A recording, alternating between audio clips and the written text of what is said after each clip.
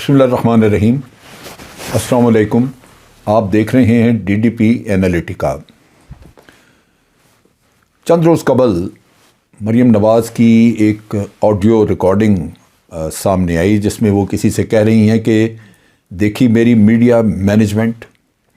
یہ وہ ایک جملہ جو میرے ذہن میں گونجتا رہا اور کئی ساری چیزیں، کئی ساری باتیں وہ لگاتار ذہن میں فلیش ہوتی نہیں، جس سے میڈیا مینجمنٹ کا مختلف وقتوں پہ اس کا رول سامنے ذہن میں آتا رہا۔ ایک وقت تھا کہ پاکستان آرمی کے بارے میں سوشل میڈیا پہ بہت کچھ چلایا جا رہا تھا، اب بھی چلایا جا رہا ہے۔ سو میڈیا مینجمنٹ جو ہے وہ سوشل میڈیا میں بھی ہے اور الیکٹرانک میڈیا یا اخباروں میں بھی ہے۔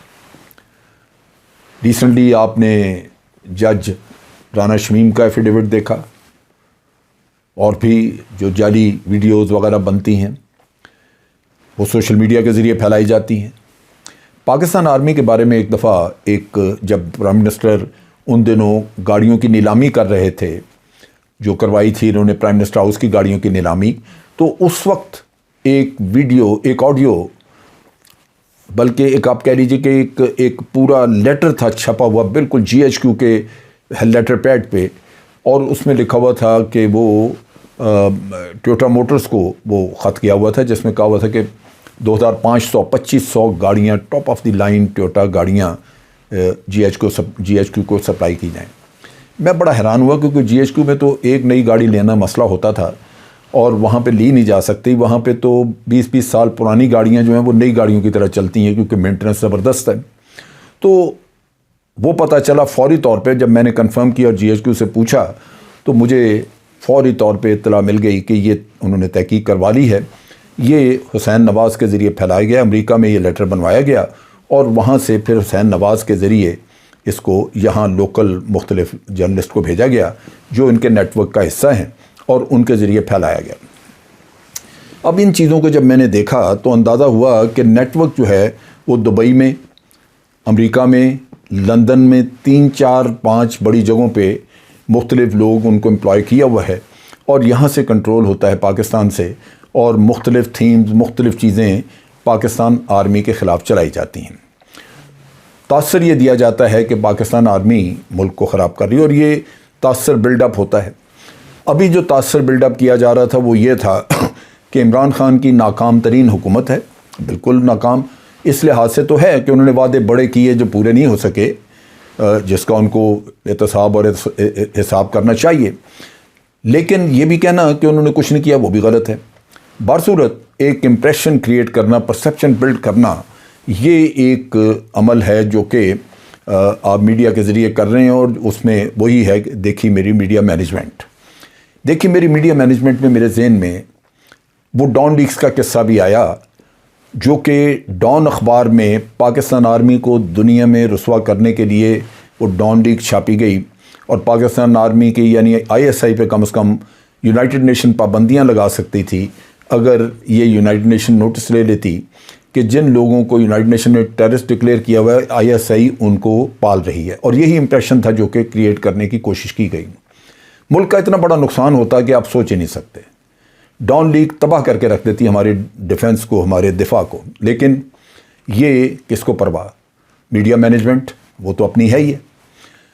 بہرصورت وہ کیس بھی گول ہوا، لیکن بہت سارے ایسے واقعات چیزیں چل رہی ہیں۔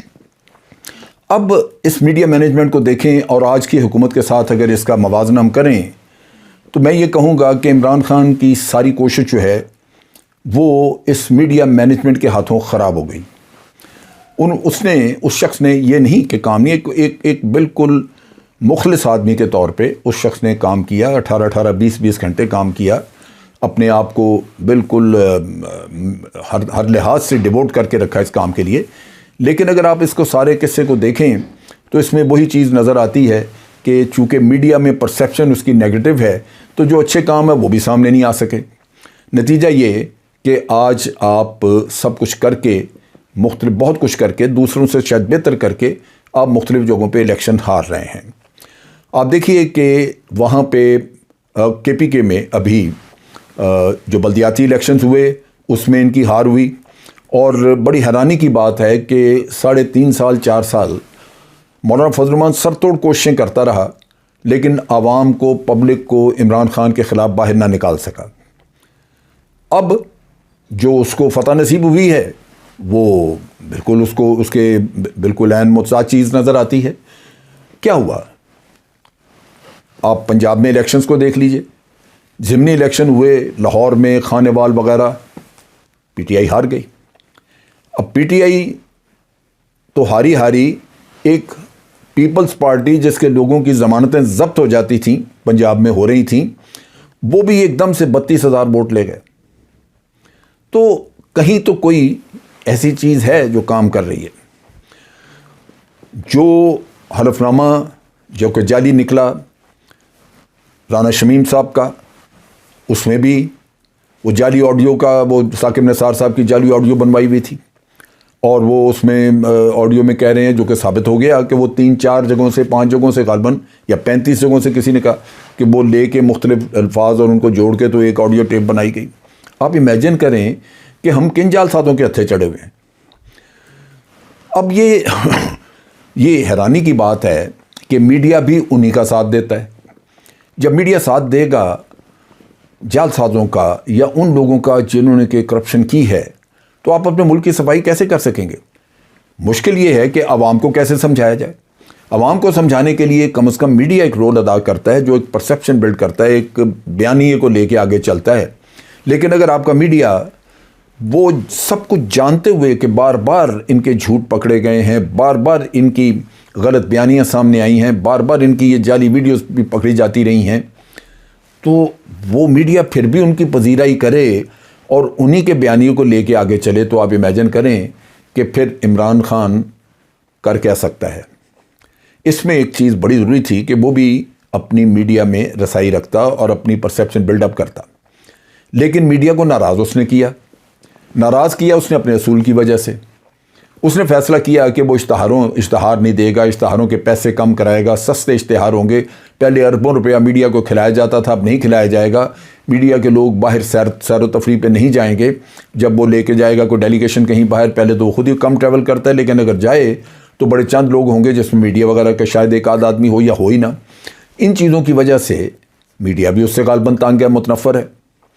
اب یہ مجبوری اور مشکل یہ ہے کہ آج کل کے دور کی ضرورت ہے، آپ اپنا راگ الاپتے رہیں، لیکن جب تک میڈیا پرسیپشن آپ کے لیے بلڈ اپ کر کے دے، آپ بے بس ہیں۔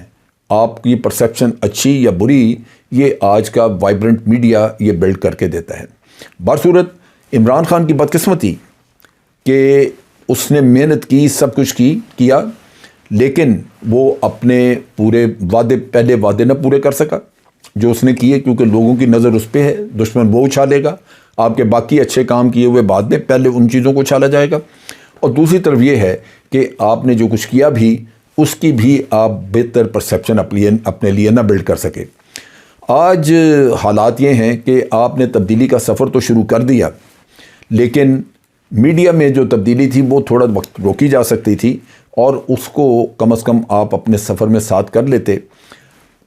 اصولی چیزیں بالکل اپنی جگہ پہ، لیکن بعض اوقات آپ کو تدبیر بھی اپنی کچھ بنانی پڑتی ہے، جس میں ہو سکتا ہے کہ وقتی طور پہ آپ کسی اصول کو وائلیٹ کر رہے ہوں۔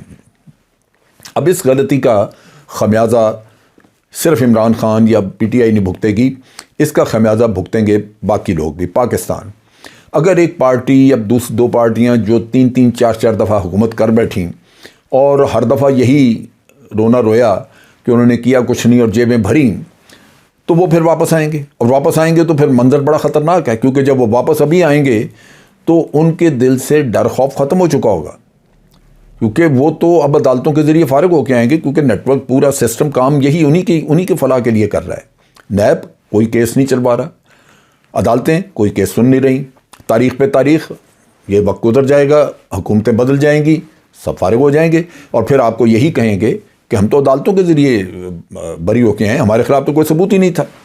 اس چیز کا ڈر ہے کہ یہ آگے یہ فساد بڑھے گا۔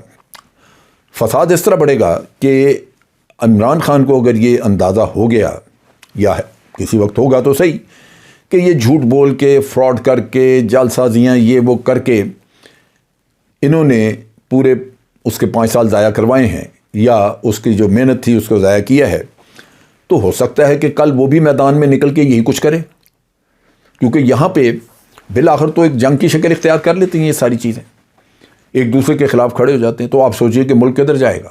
اور اگر یہاں پہ پولیٹیکل کنفرنٹیشن بڑھتی ہے کہ مختلف پارٹیاں ایک جگہ پہ اکٹھی اور ایک اپوزیشن بنتی ہے اور وہ ہر دفعہ اپوزیشن پولیٹیکل پارٹی کو یا جو حکومتی پارٹی ہے اس کو کام نہیں کرنے دیتی، جنگ ہوتی ہے، لڑائی آپس میں آپ کرتے ہیں، فساد ہو جاتا ہے، تو باہر کی قوتیں اس سے پورا فائدہ اٹھاتی ہیں.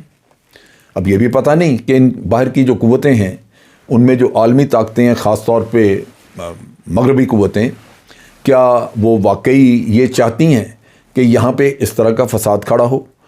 یہ بھی اندازہ نہیں ہے کہ وہ کس کس کو یہاں پہ پروموٹ کر رہی ہیں، کس کو یہاں پہ پیٹرنائز کر رہی ہیں. یہ انٹیلیجنس کو چاہیے کہ وہ ان چیزوں پہ اوپر نظر رکھے. لیکن اگر کوئی لوگ یہاں ان کے مہرے بن کے بیٹھے ہوئے ہیں اور ان کے لیے کام کر رہے ہیں تو یہاں تو فساد بہت بڑھ سکتا ہے.